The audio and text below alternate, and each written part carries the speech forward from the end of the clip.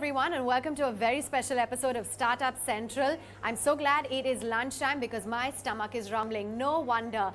Chicken, cheese momo, veg masala momo. I am right here in the heart of where all the action is, right here at Wow Momo. And with me is Sagar Daryani, who's the CEO and co-founder at Wow Momos. Thank you so much for joining us. What started off with an initial investment of 30,000 rupees has now expanded to one of the largest QSR chains in the country.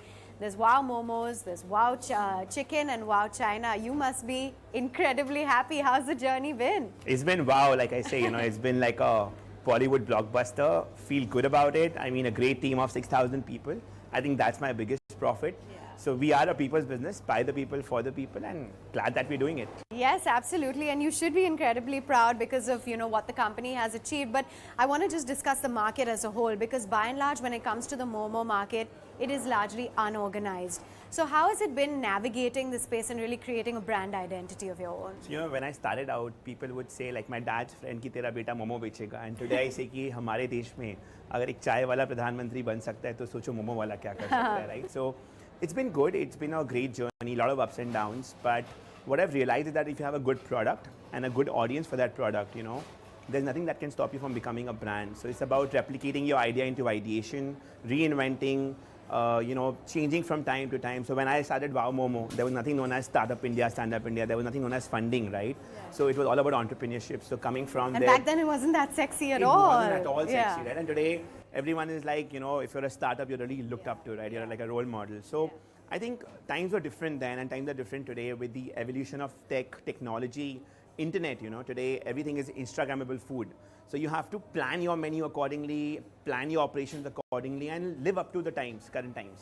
And speaking of technology, I know that you guys have launched on the metaverse, on WhatsApp. We'll discuss all of that later. But, Sagar, commendable because there are a lot of big investors as well, from Tiger Global to Chris Gopalakrishnan, Sanjeev Bikhchandani, just to name a few. What has that investment journey been like? Are you guys looking to raise more funds now? And how much have you raised so far? So we've raised close to 450 crores till now, 425 to be precise. And we will be doing a couple of more rounds. It depends on expansion. Like today, we're opening 250 stores a year. Okay. I think in the next few years, we'll be looking at opening 350 stores in a year. So the engineer, the machinery just keeps growing and growing, right? Yeah. So you do require funds to grow. But the goal is in 3 years' time to have enough internal accruals to not really raise for store expansion. Okay. But as an entrepreneur, you keep thinking about the future. Like we just got into Wow Chicken, yes. We got into FMCG, we have a new CEO running that business, packaged momos, we'll be having a packaged thuppa, sauces. So the entire machinery is just going to grow. And when you do require funding, you will raise. You might see a round from us sometime this year again. And I think hopefully, 3 years time, looking at being India's first homegrown IPO maybe. We can't wait for that, of course. Yes, indeed, the stock market is going to be a buzz. But I just want to talk about that relating to some of the new age tech companies as well that have listed. It's a very different ball game when you're adhering to the public market versus private. Given the fact that some of these companies have been met with a lot of, stock market erosion because investors haven't taken to them kindly, what's the game plan when you guys do actually list 3 years, 2 years down the line? See, we are very clear that, the business is all about cash flows, right? Yeah. And business has to make money, whether it's tech business or a consumer business. Business is business. Yeah. And I'm a hardcore banya at heart. My business has to be in green. So I'm going to be very sure that, along with growth, you should not compromise the EBITDA, the profitability. But at the same time, we'll really, really look at, ensuring that there's enough meat of profitability into the business. As long as you're profitable and growing, I think markets are going to reward you and make you a king. That's how I look at it.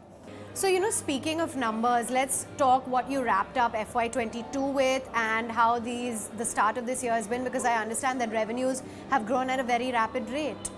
So we closed last financial year at 218 crores and we are closing this financial year at almost 440 crores. So you literally grown by 100%. So in terms of growth, it's been a great year for us. We are still EBITDA positive, although in single digits. The goal is to get to a double-digit EBITDA in the next couple of years and continue the growth between 50 to 70% of CAGR. But likewise, we see a small slowdown happening in February. I don't want to comment and feel that, these are like maybe early days. Yummy. Yeah. But quite bullish because see, So you think that maybe February was just a bit of a blip and that things are likely to pick up, or you're looking at a prolonged slowdown? Might go prolonged for a few months. That's what I'm hearing from investors, from the people in the ecosystem. Like for example, January is obviously higher than Feb. So Feb is lower by like 10-12% less number of days. This time we saw Feb lower by 22%. That's what it's projecting. So, and I'm hearing this across sectors, right? I mean, I'm talking to other founders, other D2C businesses.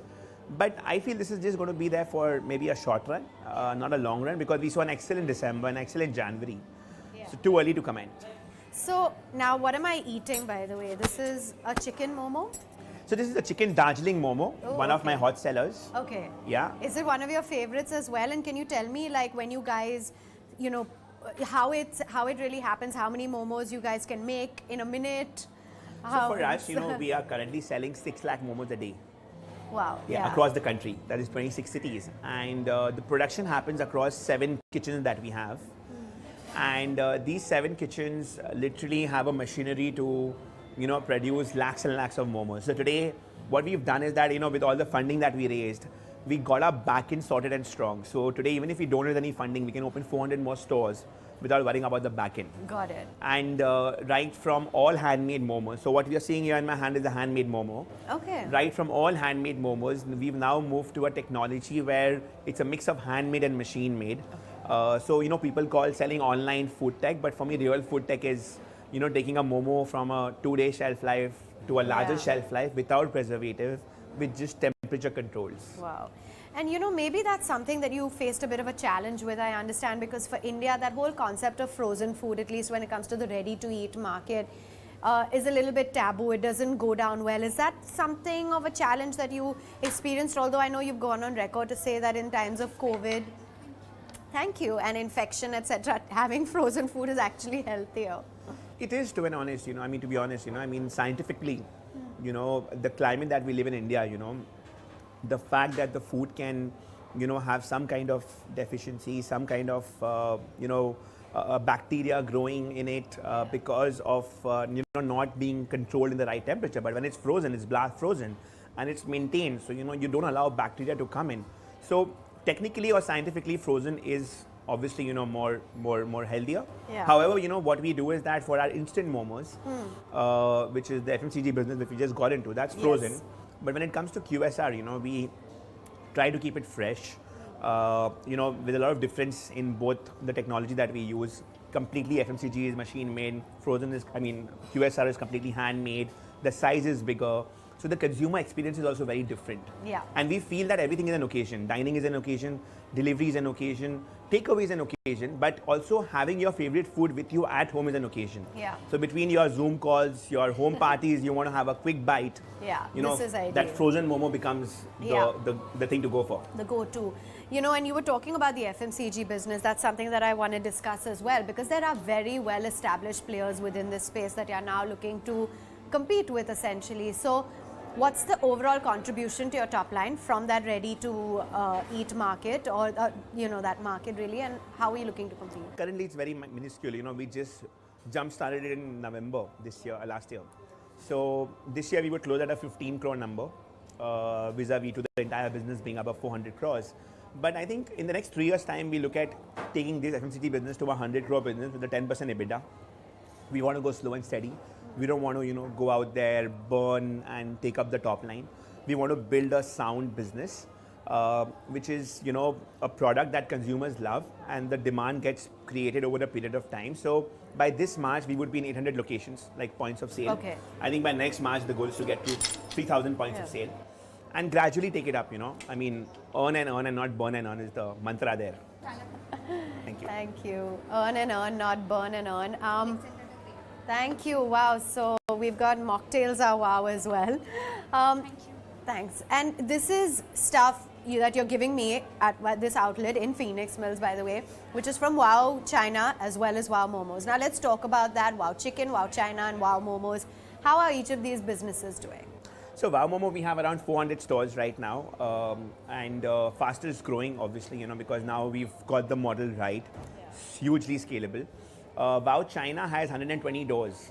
So, we are now technically the largest homegrown Chinese QSR chain also, along with being the largest Momo chain. And then you have Wow Chicken, where we try to make chicken more fun.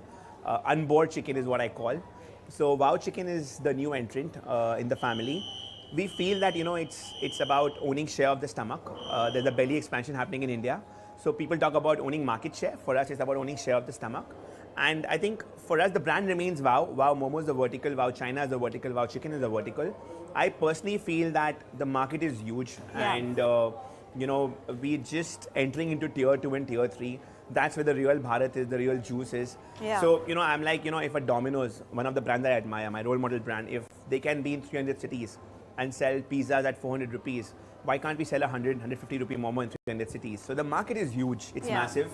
We'll go one step at a time and look at scaling, and in India, every city is like a country in a country, right? So India is big, India is massive. Huge. Each market is different. Consumer behavior, preferences are also different in each of these markets. But now this would mean that with Wow Chicken, you're competing with the likes of a KFC. So in a way, yes. Yeah. See, KFC with Devyani and Safaya put together, they are 2,500 crores per annum, right? And they project to get to a 10,000 crore in 5 to 7 years. I'm like, even if we can be 1/10 of them, it'll be a job well done. And our model is very different. We don't look at very large stores with a small box format. We want to remain a small box format with lower capex, lower opex, but give the consumer a wow product and try and be in that space.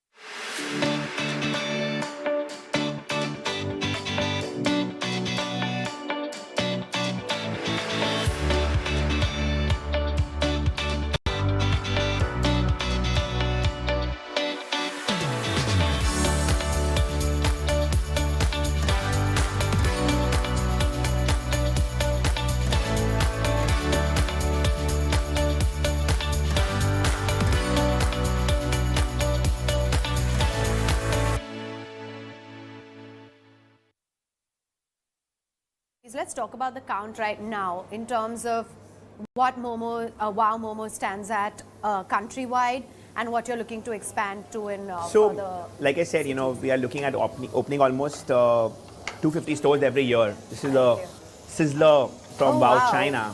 So it looks absolutely appetizing. Got noodles and some veggies and everything over here. Yeah, can't wait to dig in. So we're opening 250 stores in a year, 20 every month roughly, out of which Wow Momo would be 50%. The remaining would be divided between Wow China and Wow Chicken. Yeah. So from a 400 count, you would see us jumping 500 this year. So there'll be a huge 500 store celebration for Wow Momo. Wow China and Chicken would continue also growing. I think Wow Chicken, since it's a new baby, it's a new brand, it's just been the first year, we've got to 32 stores. We'll get to 50 stores, we'll stop, we'll take a pause. We'll try and look as to where we've gone wrong, where we've gone right. Do course correction, because to do course correction and to get the systems in place, you require volumes.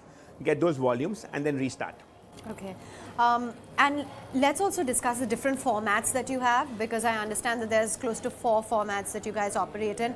How does each one of those do for you? So we have a kiosk format, which is there in airports, malls. That was the first time I had Wow Momo. Yeah. So airport gives you that visibility, huge traffic, high footfalls, very good sales. Then you have you're there in every mall, in the food court of every mall. So we call that food court QSR. So you're competing with the likes of all the international QSR chains in the same roof with a common sitting. Then we have a high street mini format, which is a 300 square feet box format where you have 100 square feet of service area. So sort of mini dining, and a mini dine-in, 4 or 5 tables, a little bit of chairs, quick takeaway, a lot of delivery happening from there. And then we have a maxi format, something similar to where we're sitting right now, where you have a Wow Momo and a Wow China club together, 50-seater, more of an experiential store where we can sell the sizzlers, we can make it more experiential for the consumer. So now that you're in so many different formats and you've explored as well the FMCG side of the business, what are the different formats that you're looking to explore, or different categories even that we may see with now Wow China? Who'd have thought? So at the moment, I think we have a lot in our plate. We really want to. So it took me 10 years to get to Wow China when Wow Momo already was 10 years old. Oh my God, I'm going to put on like 10 kilos post this So, interview. we call the steam momos healthy food, Okay. but we call the pan-fried and the chocolate momos wealthy food. We don't call it unhealthy food. Chocolate momos. Look at where we've reached now. Wow. Okay. So yeah, like I was saying, today we opened Wow China after 10 years of Wow Momo, right? So it Yeah. took a Long good amount time. of time for us to understand. We realized that, we haven't cracked the art of selling momos. We've cracked the art of operating QSR in India in a small box format. And then when we got to 100 stores of Wow China, we did Wow Chicken. And now we want to wait for Wow Chicken to grow. We want to wait for a couple of years. I'm not ruling out a Wow X or a Wow Y, but it's going to take time. I think the current focus is on, getting these three brands to get to the unit economics. Because see, Wow Momo is super profitable. Wow China is profitable. Wow Chicken is still burning because it's a new brand. So get Wow Chicken back to profitability, get the overall company back to profitability. Look at getting to those double-digit EBITDAs in the next couple of years' time. And then look at, maybe launching something more different because the belly expansion in India continues to happen. So it's about identifying the right using gap. Yeah, and while we wait for the Wow X and the Wow Y, I want to also understand in terms of for like a chain like this or a QSR format, what would be the average capex? So it varies, a kiosk Different would be city to between city. 25 lakhs to 30 lakhs. A high street maxi like this would be around 80 lakhs. Food courts would be within 40 to 50 lakhs. So it varies a lot. Yeah. But honestly, if you ask me, we pay back in 15 to 18 months. Yeah. So it's on the ROI effect, what the rentals are. So we look at rent to revenue ratio, we look at what investment goes into the store, how soon can we pay back. A lot of data science analytics goes into opening a store. So when you're opening 20 stores a month, we have a machinery which is scouting locations, the right location. See, retail is all about location, location, location. If you go wrong with location, you go wrong with capex, you go wrong Has with that OPEX. happened? It has happened. We've shut stores. We've learned from mistakes. Rather, today I'm in a position where consciously I make it a call to shut 5% stores every year. Yeah. Because when you're expanding at a rapid pace, when you're opening 20 stores a month, you will go wrong with a few locations. You can't be Six Sigma. So it's very important to cut down locations that are burning for you. Like I say, it has to be earn and not burn and earn. Yeah. You were talking about this amazing mesh of technology in this business and the food tech, and I understand as well that you guys have, from WhatsApp orders to launching on the metaverse to even cloud kitchens. Just let's talk about the integration of technology and some of these wonderful features that you guys have started. So today, 42% of our delivery of our business is delivery business, right? In a way, I feel QSR is the most closest and the biggest form of D2C. Because food has an emotion to it, you connect to consumers and you serve it in 30 minutes. We're now launching our own app called the Wow Eats app, where we have Wow Momo, Wow China and Wow Chicken together. So, all our orders come from Swiggy, Zomato. Yeah, so how is that working out for you guys so far? So, working out very well. I mean, literally doing 7 lakh orders a month with both the aggregators and looking at launching our own app because what happens is that, today we know our customers who come to us in the offline space. Right. We don't know our customers who come to us in the online space. There's a consumer masking happening. Now, if I run a loyalty program, my customers can earn and burn in offline, but they can't earn and burn in online. How do I directly bring them to me? So, if I'm even able to migrate 30% or 1/3 of my customers to my direct ordering, it makes my delivery business more profitable. And today with delivery being so high and so heavily penetrated, you have to make delivery business profitable to become overall unit economic positive, right? And I think that's the approach that we are following, where we're going to recruit customers through Swiggy, Zomato, but the plan is to retain them through our own app. Right. And I think it's going to be a hybrid model. I mean, so what's the percentage as of now in terms of your distribution platform for online versus offline? So today offline is 60%, online is 40%. I think as we enter tier 2, it's going to be 35-65. Tier 2 will see more of dine-in happening. However, the goal or the moat here is to make your delivery business more profitable.